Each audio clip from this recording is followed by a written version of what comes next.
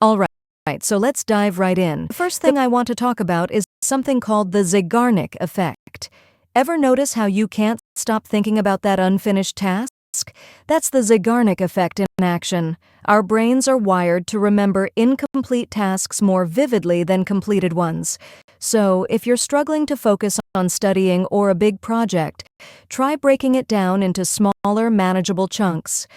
Completing those little pieces will give your brain a sense of closure, making it easier to move on to the next.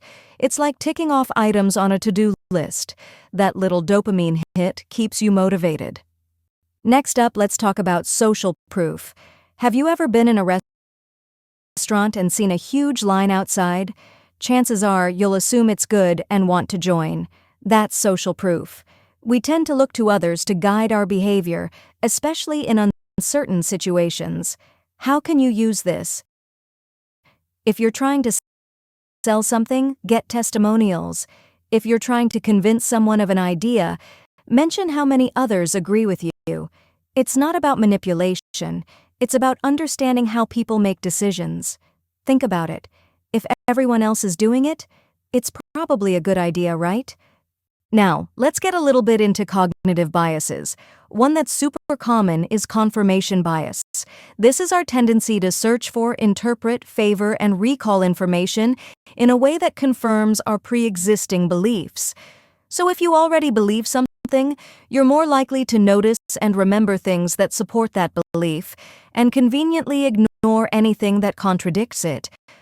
The trick here is to actively seek out opposing viewpoints. Read articles from sources you don't usually agree with. Talk to people who have different opinions. It's uncomfortable, but it's the only way to get a more balanced perspective and make better decisions. Another useful concept is the mere exposure effect. Simply put, the more we're exposed to something, the more we tend to like it. Think about a song you initially didn't care for, but after hearing it a few times, you started to enjoy it. This applies to people, products, even ideas. If you want someone to like you, spend more time with them. If you want to promote a product, get it in front of as many eyes as possible. It's the power of familiarity. Let's talk about persuasion. Robert Cialdini's principles of persuasion are gold. One of them is reciprocity. When someone does something nice for you, you feel an obligation to do something nice back. This is why free samples work so well. They give you something so you feel compelled to give them something in return, like your business. You can use this by offering value first.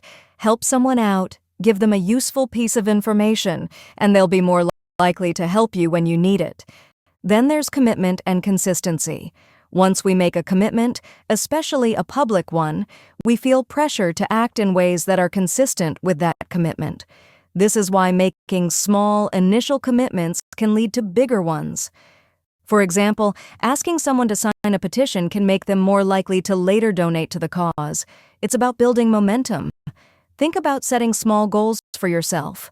Once you achieve them, you're more likely to set and achieve bigger ones. And finally, for today, let's touch on anchoring. This is a cognitive bias where we rely too heavily on the first piece of information offered, the anchor, when making decisions. For example, if a car salesman tells you the original price of a car is $30,000, even if they immediately offer a discount to $25,000, your perception of the deal is anchored to that initial $30,000. You're more likely to see $25,000 as a great deal. In negotiations, the first number mentioned often sets the tone. Be aware of this when you're buying or selling. Try to set your own anchor if possible, or at least be critical of the first number presented. So there you have it. A few simple psychological principles that can genuinely make your life easier, from understanding why you procrastinate to how to build better relationships and make smarter decisions.